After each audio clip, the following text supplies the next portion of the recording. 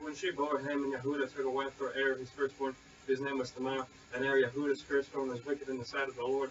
The Lord slew him, and Yehuda said to Onan, Go in to thy brother's wife, and perform the duty of a brother-in-law, and raise up thy seed till thy brother. And I knew that the seed would not be his. And it came to pass, when he went in to his brother's wife, he spilled it on the ground, unless he should give seed to his brother. And the thing which he did displeased the Lord.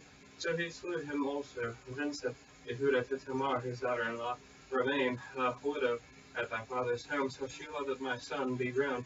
Where he said, Lest perchance he die also, as his brothers did.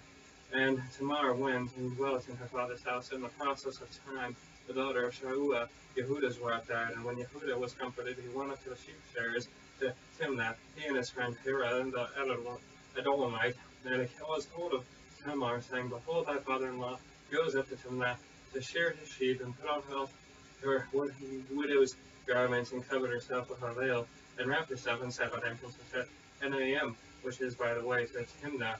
For she saw that Shelah was grown, and she was not given to him to wife. When Yehuda saw her, he thought her to be the harlot, because she had covered her face, and turned to her away, and said, Come now, I pray thee, let me come into thee. For he knew not that she was daughter-in-law.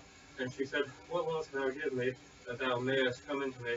And she said, I will send thee a kid from the flock. And she said, Wilt thou give me a pledge till thou send it? And said, What pledge shall I give thee? And she said, Thy signet, thy cord, thy staff, that is thy hand. And he gave it to her, and it came into her.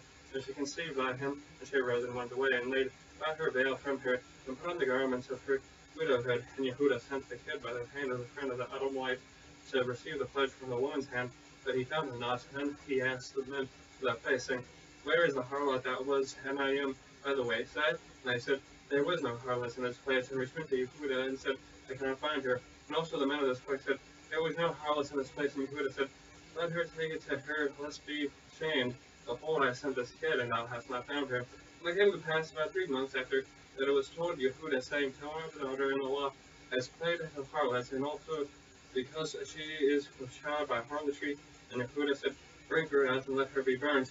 When she was brought forth, she sent to her father-in-law, saying, Beatify the man whose these are, and I will shout. And she said, Discern, I pray thee, whose are these, the signet and the cord, the staff? And Yehuda acknowledged them, and said, She has been more righteous than I, because I gave her not to Shelah, my son, and he knew her again no more. And it came to pass in the time of her travail, that behold, twins were in her womb. And it came to pass, when she travailed, that one put out his